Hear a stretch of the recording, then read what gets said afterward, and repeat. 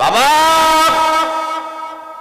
আমাদের এই বাড়িটিকে বাঘে খেয়ে ফেলেছে। এই দেখেন না প্রমাণ, রক্ত মাখা অবস্থায় জামাটা নিয়ে আপনার দরবারে হাজির হয়েছে। চোখের পানি পালায় কাঁদলেছে। বাবা আর বুঝতে বাকি রয় নাই, আসলে আমার ইউসুফকে দুনিয়ার কোনো বাঘে খায় নাই। আমার ইউসুফকে ষড়যন্ত্র করে তারা ফেলে এসেছে। কিন্তু বাবা দশ সন্তানের সাথে কি করবে, এই কারণে বাবা কোনো কথা বলে না। বাবা বলে আমি সবর এখতিয়ার করলাম, ধৈর্য ধারণ করলাম, আমার ধৈর্যের প্রতিদান আমার মহান আল্লাহ দান করবে। ইয়াকুব আলাইহিস সালাম সন্তানের বিরহে এমন ভাবে কান্না শুরু করে দিয়েছেন, কাঁদতে কাঁদতে চোখের পানি শুকিয়ে গিয়েছে। ইয়াকুব আলাইহিস সালাম আল্লাহ দরবারে সন্তানের জন্য এতই কান্নাকাটি করেছেন, কারণ মহাব্বতের বড় সন্তান। জোরে বলেন ঠিক না বেঠিক? এই দুনিয়াতে একজন বাবা তার সন্তান লেগে হারাইয়া ফেললে চোখের পানি পালাইয়া কান্দে। ওই দুনিয়ার মানুষের কিয়ামতের কঠিন ময়দানে আমাদের সন্তান করে যদি নামাজ না পড়ে, তেলাওয়াত না করে, জিকির আজকার যদি না করে, আল্লাহর গোলামি যদি না করে রে, এই সন্তানগুলো জাহান্নামের লাকড়ি হয়ে যাবে। জোরে বলেন ঠিক না বেঠিক? ফেরেশতারা যারা আমার জান্নাত দেখা নাই,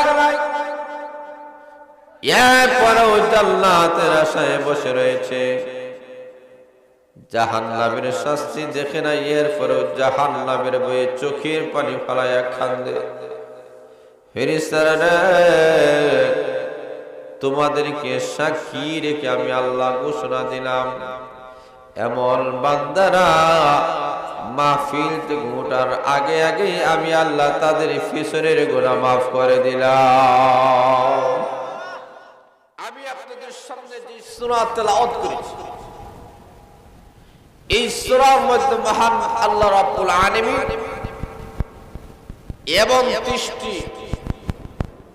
তিনটি দোষের কথা আল্লাহ আলোচনা করেছেন,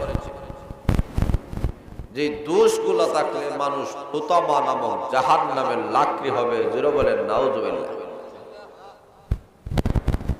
একটা হলো সামনে সমালোচনা করা, আরেকটা হলো পিছনে সমালোচনা করা। সামনে হক অথবা পিছনে হক,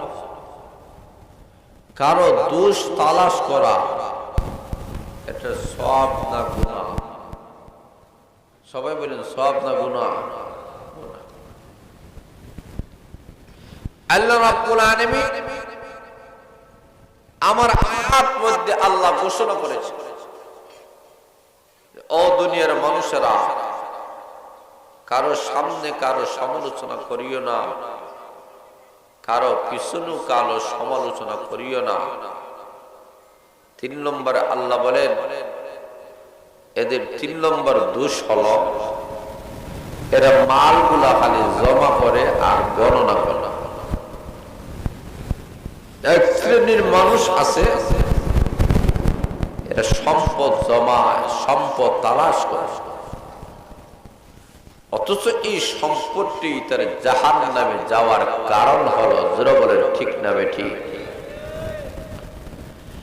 আল্লাহ রাব্বুল আলামিন কোরআন শরীফের বিভিন্ন আয়াতের মধ্যে আল্লাহ আমাদেরকে সতর্ক করে দিচ্ছে, ও বান্দা আর বান্দিরা, জাহান্নামের শাস্তিটা অত্যন্ত ভয়াবহ। এখান থেকে যদি বাঁচতে চাও, মুক্তি পাইতে চাও, তাহলে কারো সামনে কারো পিছনে সমালোচনা করিও। আল্লাহ রাব্বুল আলামিন তার যত নবী রাসূলরা আছে এরা সবাই মানব জাতিদেরকে কল্যাণের দিকে, ইসলামের দিকে, মুক্তির দিকে আহ্বান করেছে।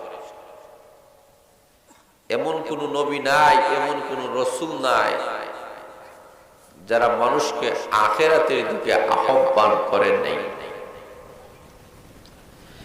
আল্লাহ রাব্বুল আলামিন যুগ যুগ ধরে আমাদের সামনে তাদের ইতিহাসগুলো আল্লাহ তুলে ধরেছেন, তাদের দৃষ্টান্তগুলা আমাদের সামনে আল্লাহ তুলে ধরেছেন। মুসা আলাইহিস সালাতু ওয়াস সালামের ইতিহাস আল্লাহ আমাদের সামনে তুলে ধরেছেন। ঈসা আলাইহিস সালাতু ওয়াস সালামের ইতিহাস আমাদের সামনে তুলে ধরা হয়েছে। ইউসুফ আলাইহিস সালাতু ওয়াস সালামের ইতিহাস আমাদের সামনে তুলে ধরা হয়েছে। ইউসুফ আলাইহিস সালাতু ওয়াস সালাম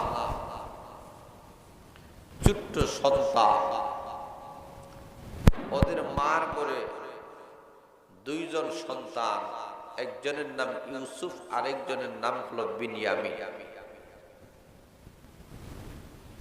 আর বাকি 10 ভাই হচ্ছে তাদের মা আরেকজন। ইউসুফ আলাইহিস সালাতু ওয়াস সালাম স্বপ্নে দেখেন 11টি তারকা চন্দ্র সূর্য সহ ওনাকে সেজদা করতেছে। সুবহানাল্লাহ। নাই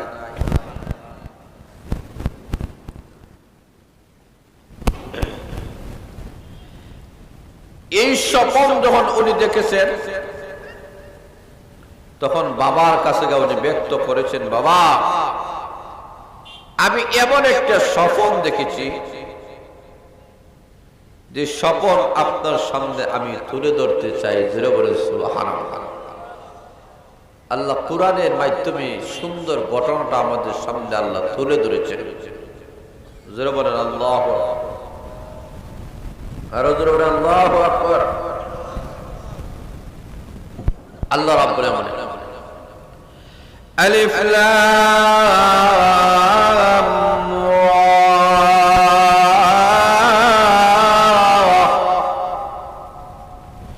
তিলকা আয়াতুল কিতাবিল মুবিন।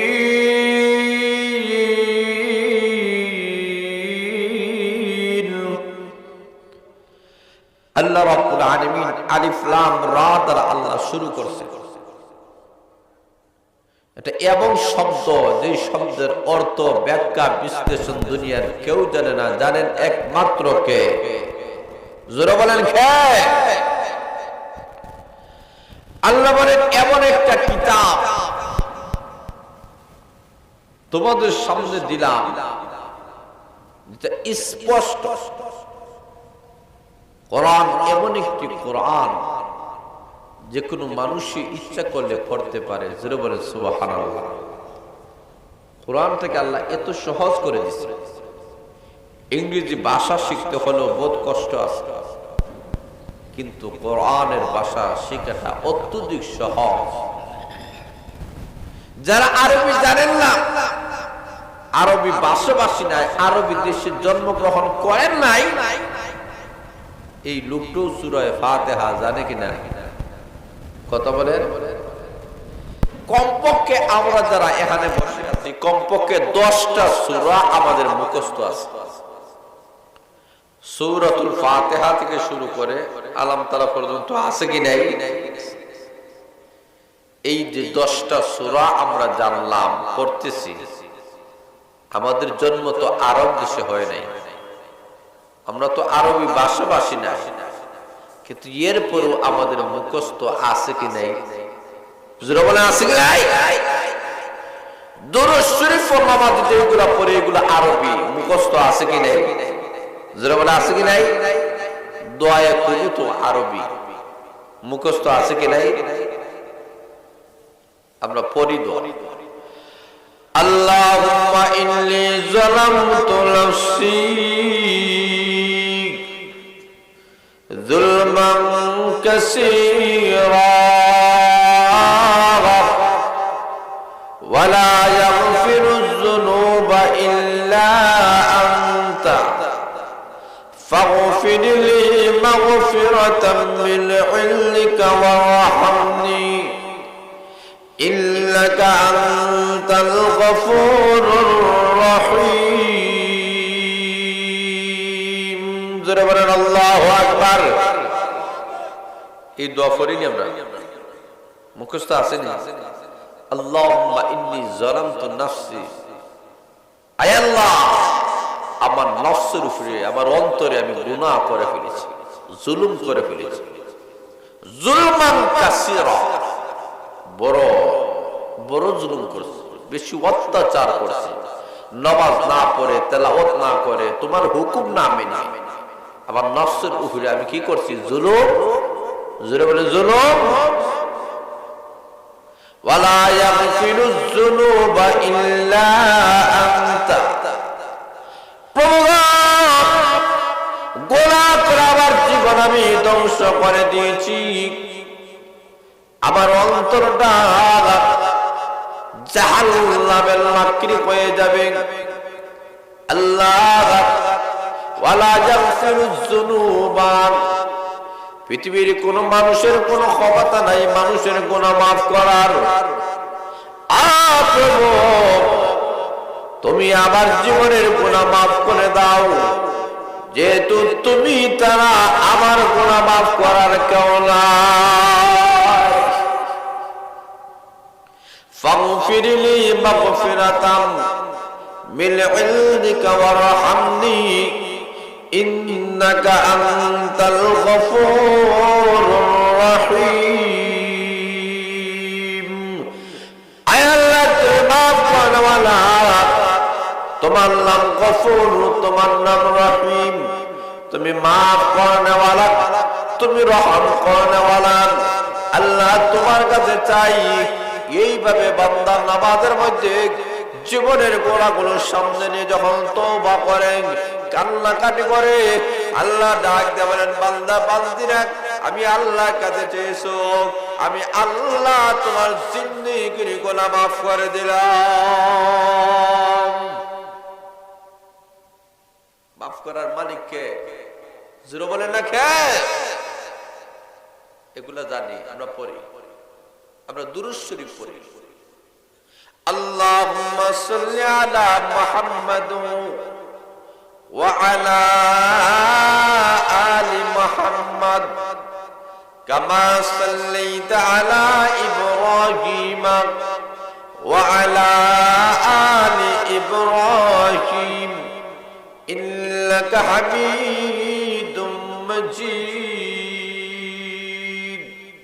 আমরা বিশ্ব নবীর উপরে আমরা দুরূদ শরীফ পড়ি আর রব্বুল আলামিন তোমার নবী ইব্রাহিমের প্রতি যেমন দুরূদ শরীফ পড়ি বিশ্ব নবীর উপরে এমন ভাবে আমরা দুরূদ শরীফ পড়লাম বান্দা যখন নামাজের ভিতরে দুরূদ শরীফ পড়ে আল্লাহ ডাক দেয়া বলেন যেই জিনিসের মধ্যে দুরূদ শরীফ থাকে এই দুরূদ শরীফের খাতিরে এই ইবাদত আমি আল্লাহ কবুল মঞ্জুর করে নেয়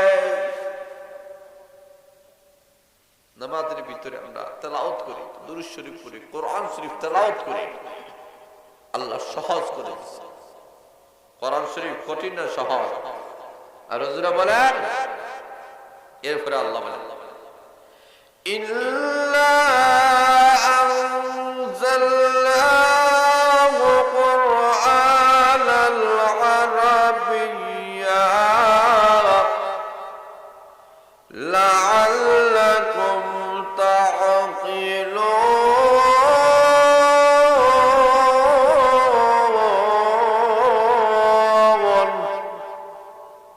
আল্লাহ বলেন নিশ্চয়ই আমি আল্লাহ এই কোরআনটাকে নাজিল করেছি আরবি ভাষায় জোরে বলেন সুবহানাল্লাহ কোরআনটাকে আল্লাহ আরবি ভাষায় নাজিল করেছে কেন আরবি ভাষায় নাজিল করছে আল্লাহ বলেন লাআল্লাকুম তা'কিলুন আশা করা যায় তোমরা বুঝবে মানে আরবি ভাষা সবচেয়ে সহজ ভাষা আল্লাহ বলেন এই ভাষায় কোরআন নাযিল করেছি তোমাদের বোঝার জন্য জোরে বলেন সুবহানাল্লাহ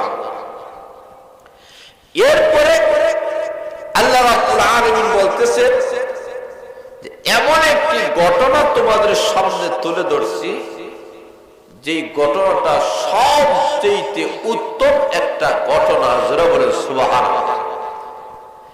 ইউসুফ আলাইহিস সালামের ঘটনাটা সবচেয়ে সুন্দর, মাধুর্যময় এমন একটি ঘটনা আল্লাহ তুলে ধরতেছেন, যে কথাটা আল্লাহ কোরআনে নিজেই বলেছেন। যারা বলেন সুবহানাল্লাহ। আল্লাহ বলেন, নাহনু নাকুসু আলাইকা আহসানাল কসাস বিমা আওহাইনা ইলাইক হাযাল কুরআন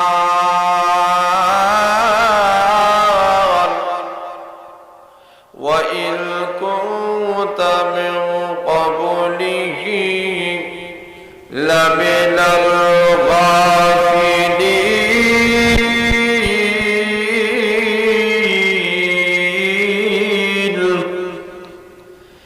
আল্লাহ রাব্বুল আলামিন বলেন, আমি আল্লাহ তোমাদের সামনে উত্তম একটা ঘটনা তোমাদের সামনে আমি আল্লাহ তুলে ধরতে চাই।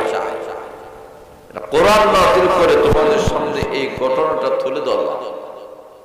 বলে ঘটনাটা কি? ইউসুফ আলাইহিস সালাম ছোট থাকা অবস্থা একটা স্বপ্ন দেখেছিলেন, যে স্বপ্নটা উনার বাবার কাছে ব্যক্ত করেছিলেন। যেই মুহূর্তে বাবার কাছে ব্যক্ত করেছেন, বাবা বুঝতে পেরেছেন এই ছেলেটা যেমন তেমন নয়, ভবিষ্যতে উনি আল্লাহর পয়গম্বর হবে। যারা বলেন সুবহানাল্লাহ। সে বলতেছে, إذ قال يوسف لأبيه يا أبت إني رأيت 11 كوكبا والشمس والقمر رأيتهم لي ساجدين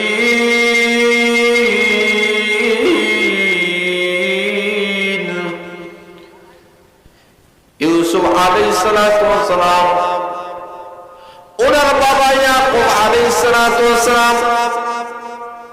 বাবার কাছে বলেন, বাবা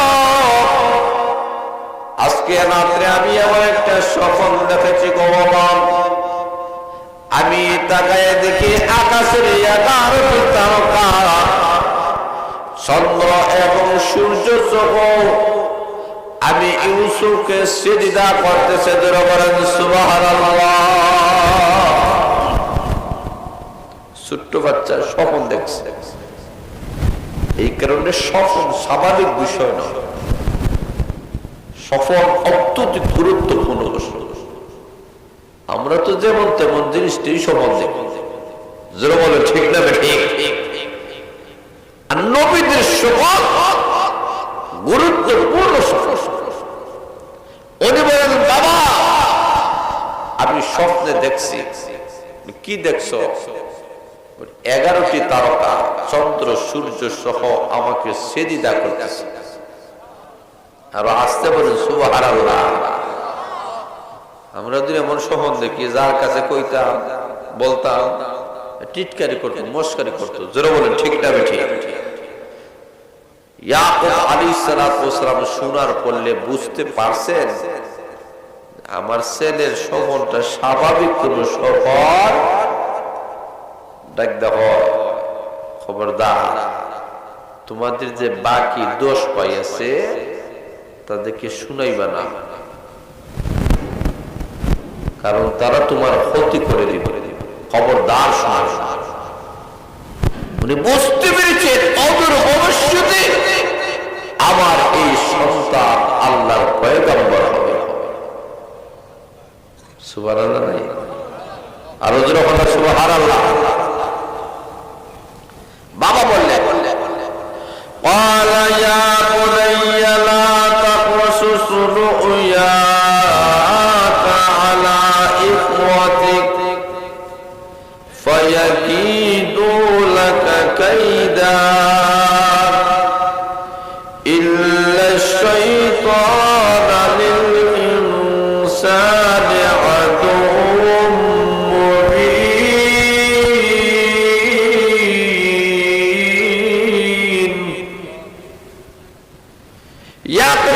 সালাম বলেন, সন্তানরা,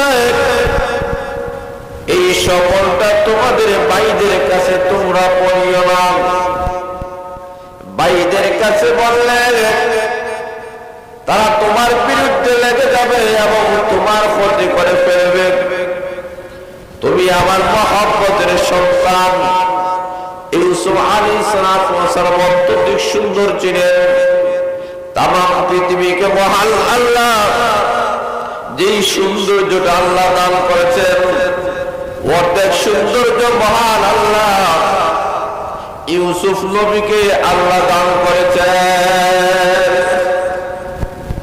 অর্ধেক সৌন্দর্য, যার কারণে উনার লাগে মিশরে জুলেখা পাগল হয়ে গেছে, পাগল হয়ে গেছে, উনার প্রেমে পড়ে গিয়েছিল। কিন্তু উনি ফাত্তা দেন নাই, উনি আল্লাহকে ভয় করছে। আল্লাহর ভয়টা সুবহানাল্লাহ। কেন ভাইয়ের কাছে বলবো না? কেন? কারণ শয়তান ভাইদেরকে গিয়ে দুকা বাইরের দুকায় ধরে তোমার কোন ক্ষতি করে ফেলবে। এই কারণে তাদের কাছে তুমি বলিও, বাবার কাছে বলছে। এই কারণে স্বপ্ন যদি দেখা হয়, যে কোনো মানুষের কাছে বলবেন না, যে যেই রকম ব্যাখ্যা করবে ওই রকম হয়ে যাবে। এই কারণে স্বপ্ন কোন দিনদার আল্লাহওয়ালা পরহেজগার এমন মানুষের কাছে স্বপ্ন ব্যক্ত আল্লাহ রাব্বুল আলামিন বলেন, এমনি ভাবে তোমার রব তোমাকে মনোনীত করেছেন নবী হিসাবে। সুবহানাল্লাহ। আল্লাহ বলেন, ওয়াকাযালিকা ইয়াজতাবিকা রাব্বুক ওয়া ইউআল্লিমুকা মিন তা'ওয়িলিল আহাদিস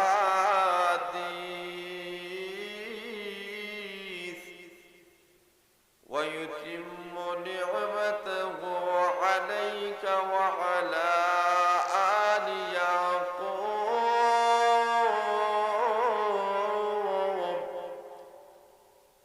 কামা আতাম্মাহা আলাইয়া আবাওয়াইক মিন ক্বাবলু ইব্রাহিম ওয়া ইসহাক ইন্না রাব্বাকা আলীমুল হাকীম।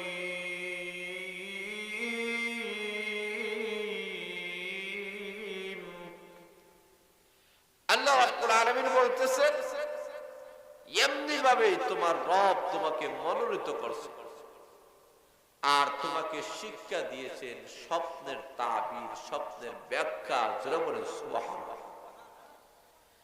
এবং আল্লাহ তোমাকে উপরে তার নিয়ামতটা আল্লাহ পরিপূর্ণ করেছে।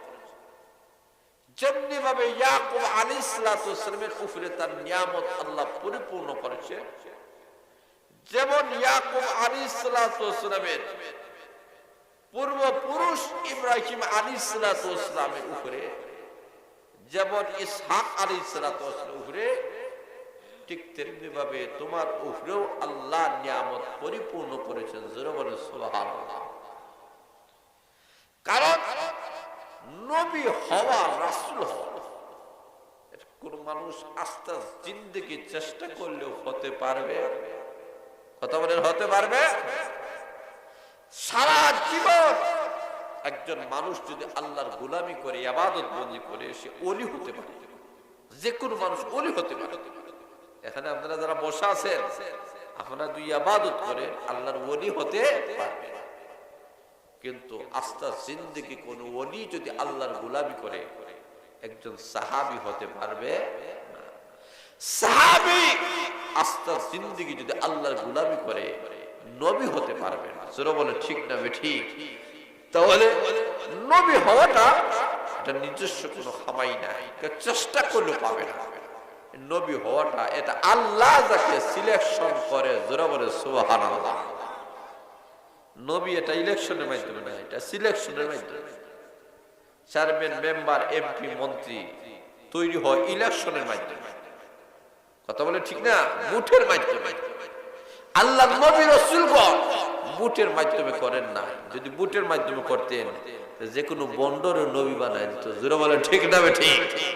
এই কারণে নবী রাসূলগণ আল্লাহ সিলেক্ট করেন। জোরে বলেন সুবহানাল্লাহ। আল্লাহ বলেন আমি তোমার উপরে এই নিয়ামতটা আমি আল্লাহ তোমার উপরে দিয়েছি, এটা আমি আল্লাহর একমাত্র অনুগ্রহ ছাড়া আর কিছুই নাই। জোরে বলেন সুবহানাল্লাহ। এরপরে আল্লাহ বলেন লাকাদ কানা ফি ইউসুফ ওয়া ইখওয়াতিহি আয়াতুল লিসাইলিন।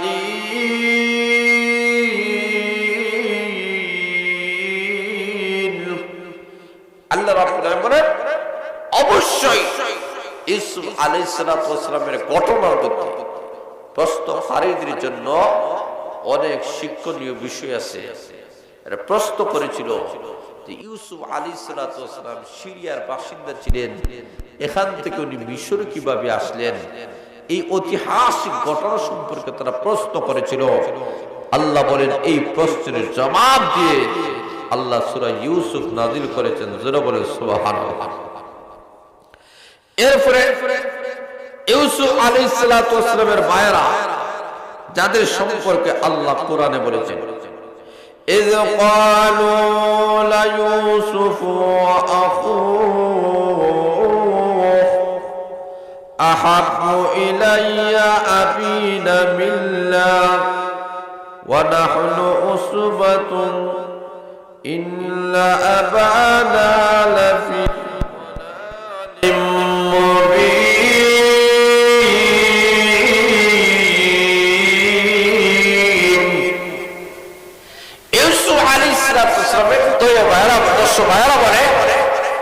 আমরা বড় একটা জামাত, আমরা শক্তিশালী, কিন্তু আমাদেরকে রেখে আমার বাবা ওই শিশু বাচ্চা ইউসুফকে বেশি মহব্বত করে, বেশি ভালোবাসে। তাদের অন্তরে একটা জিদ আসে, আমরা বড় দল, আমরা কাম করি, আমরা কাজ করি, আমরা সবগুলা করি, আমাদেরকে রেখে বাবা এই ছোট বাচ্চাটাকে মহব্বত করে ভালোবাসে, এটা ভাবে সঠিক কাম করতেছে না। জোরে বলেন নাউজুবিল্লাহ। তখন তারা চিন্তা করলো যে ইউসুফ আলাইহিস সালাতু ওয়াস সালামকে বাবার সামনে থেকে সরানো ছাড়া আর বিকল্প কোনো পথ নাই। তখন তারা ভাই কাজ করে রে ওরে হত্যা করে ফেলো। কেউ কেউ বলে হত্যা করব, কেউ কেউ বলে না কুয়ার মধ্যে নিক্ষেপ করে দেই। তখন 10 ভাইয়ের মধ্যে বড় ভাইয়ের নাম ছিল ইহুদা। সেটা হয় এই ভাইটার হত্যা করা যায় না, এর হলে তো আমাদের ভাই আতুন ভাই হলে কি হবে, তাকে হত্যা করা যাবে না। তাহলে কি করো, যে তারা কুয়ার মধ্যে নিক্ষেপ করে ফেলো, আর রাস্তা দিয়ে বণিকেরা যায়, এরা কুয়া থেকে তুলে বাজারে না বিক্রি করে দিবে। তাহলে আমার ভাই বাঁচলো, লাটু বাঁচলো, শাহ মল্ল, উভয় কুল বজায় হবে। এই কারণে তারা প্রথমে পরামর্শ করেছিল হত্যা করতে। কেউ কেউ বলে হত্যা করবে, কেউ কেউ বলে না হত্যা করবো না, ভাইকে কুয়ার মধ্যে নিক্ষেপ করবো। এই যে ষড়যন্ত্র তারা করেছিল ভাইকে হত্যা করা, পিছনে সমালোচনা না, তার পিছনে এই যে সমালোচনা করেছিল, আল্লাহ রাব্বুল আলামিন এই কথাটাও আল্লাহ কোরআনের আয়াত বানায়া নাযিল করেছেন। জোরে বলেন সুবহানাল্লাহ। তারা বলে উকতুলু ইউসুফ আও ইতরাহুহু আরদা ইয়াকুলু লাকুম ওয়াজহু আবিকুম ওয়া তাকুনু মিন বা'দিহি কওমান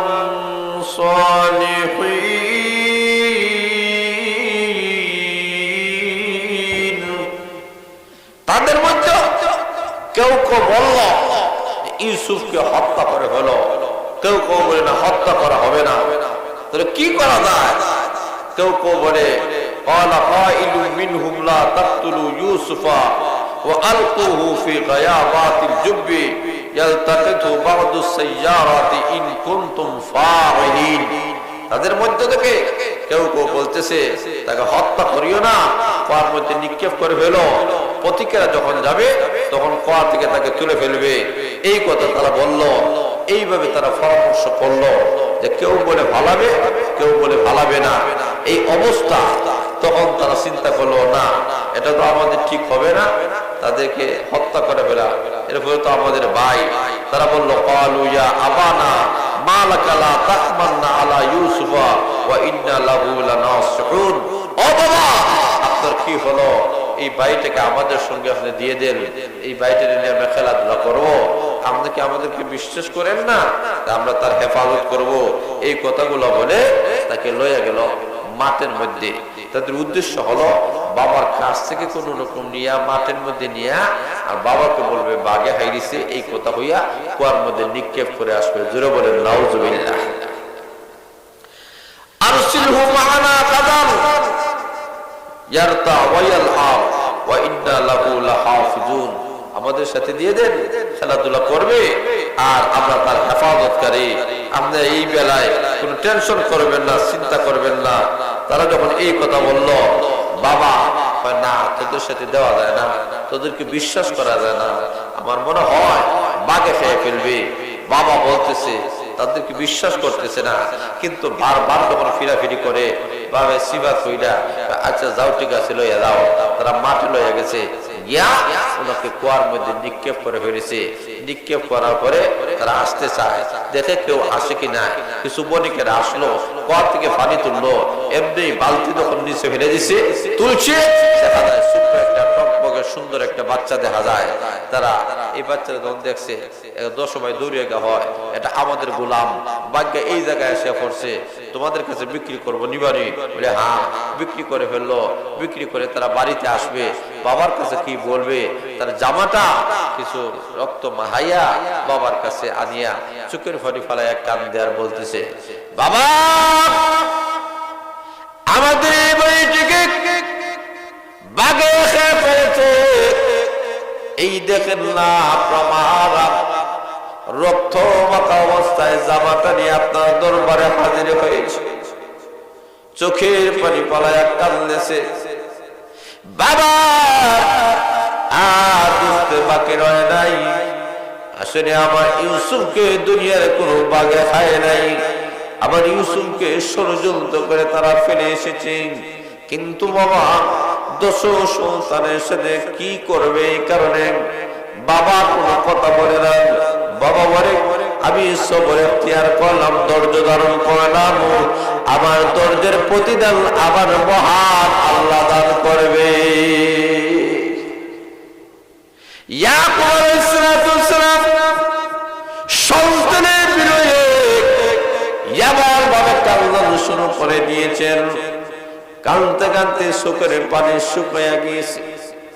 ইয়াকুব আলাইহিস সালাম আল্লাহ দরবারে সন্তানের জন্য এতই কান্নাকাটি করেছেন, কারণ মহাব্বতের বড় সন্তান। জোরে বলেন ঠিক না বেঠিক? এই দুনিয়াতে একজন বাবা তার সন্তান লেগে হারাইয়া ফেললে চোখের পানি ফালাইয়া কাঁদলে, ওই দুনিয়ার মানুষের আযাব কিয়ামতের কঠিন ময়দানে আমাদের সন্তান কোন যদি নামাজ না পড়ে, তেলাওয়াত না করে, জিকির আজকার যদি না করে, আল্লাহর গোলামি যদি না করে রে, এই সন্তানগুলো জাহান্নামের লাকড়ি হয়ে যাবে। জোরে বলেন ঠিক না বেঠিক? এই কারণে আল্লাহ রাব্বুল আলামিন আমার তেলাওয়াতকৃত আয়াতের মধ্যে আল্লাহ তুলে ধরেছেন, দুনিয়ার মানুষেরা তোমরা সামনে কারো সমালোচনা করবা না, পিছনে কারো সমালোচনা করবা না, আর শুধুমাত্র মাল জমা করবা না, মাল গণনা করবা না। এই 3টা দোষ অত্যন্ত খারাপ। এই 3টা দোষের কারণে হুতামা নামক জাহান্নামের লাকড়ি হইবা। এই কারণে আল্লাহ রাব্বুল আলামিন বলতে চায়, এমন কাজগুলা তোমরা করবা না। ওরে বান্দা বান্দিরা, তোমরা সম্পর্ক লাগাও আল্লাহর ঘরের সাথে, আল্লাহর ঘর মসজিদের সাথে তোমাদের সম্পর্ক হোক, মসজিদের সাথে ভালোবাসা লাগাও। মসজিদে যদি কিছু জমি দিতে পারো, কিছু টাকা দিতে পারো, পয়সা দিতে পারো, মসজিদের যত প্রয়োজন আছে সবগুলা যদি তুমি মিটিয়ে দিতে পারো, ইমাম সাহেবের বেতন, মুয়াজ্জিন সাহেবের বেতন, মসজিদে তুমি বাফ লাগাও, মসজিদে ফ্যান লাগাও, মসজিদের যত সুযোগ সুবিধা আছে সবগুলো তুমি করে দাও। আরে বান্দা বান্দিরা, দুনিয়াতে যদি 1 টাকা দান করো, কিয়ামতের কঠিন ময়দানে উহুদ পাহাড় পরিমাণ সওয়াব আমি আল্লাহ রাব্বুল আলামিন করে দেব। জোরে বলেন সুবহানাল্লাহ। এই কারণে লক্ষ্য করে দেখেন, এই দুনিয়ার ধন সম্পদ, টাকা পয়সা, মাল কোনো কিছুই আমাদের সাথে যাবে না রে। খালি হাতে আমাদের সবাইকে দুনিয়া থেকে চলে যেতে হবে। এই দুনিয়াটা অস্থায়ী, কেউ আমাদের সাথে যাবে না, কেউ যায় নাই। আমাদের বাবা চলে গিয়েছেন, মা চলে গেলেন, দাদা চলে গেলেন, আমাদের পূর্বপুরুষরা দুনিয়া থেকে চলে গেছেন। কোন দিন লাজারি মৃত্যুর পর বানাতারি হয়ে যাবে, কোন দিন লাজারি মসজিদে আমাদের এলাল হয়ে যাবে। জোরে বলেন ঠিক না বেঠিক? কাজেই এলাল হওয়ার আগে আগে এলাল যখন হয়ে যাবে, আমাদের সাথে টাকা যাবে না, পয়সা যাবে না, আমাদের সমস্ত অঙ্গ প্রত্যঙ্গর যা কিছু আছে সবগুলা খুলে রাখা দেওয়া হবে। এমন একটা কাপড় দ্বারা আমাকে দাফন করা হবে, এই কাপড়ে কোনো পকেট নাই। জোরে বলেন ঠিক না বেঠিক? এমন ভাবে কবরে রাখা হবে, আমরা টাকা পয়সা দন্ত মোবাইল কোনো কিছু নিয়ে কবরে যাইতে পারবো না। কাজেই দুনিয়ার মানুষেরা দুনিয়ার টাকা অবস্থায় যদি মসজিদে দান খয়রাত করে যাইতে পারো, কিয়ামতের কঠিন ময়দানে নাজাতের ওসিলা হবে।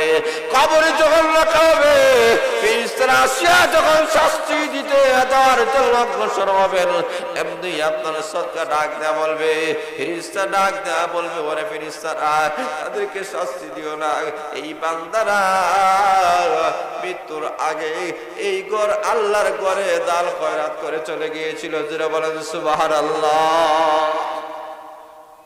মসজিদের দরকার আছে না? কথা বলেন আছে নি? আল্লাহ রাসূল বলেন, মান বানানি লাই মাসজিদান বানাল্লাহু লাহু বাইতান ফিল জান্নাহ। যে দুনিয়াতে একটা মসজিদ বানায় দিবে, আল্লাহ তার জন্য জান্নাতে একটা ঘর বানায় দিবে। জোরে বলেন সুবহানাল্লাহ। তাহলে কে আছেন নজরুলের রহমতের সময়, যেই সময় দোয়া করলে আল্লাহ কবুল করে, এই মসজিদের জন্য কে আছেন 500 টাকা দেওয়ালা?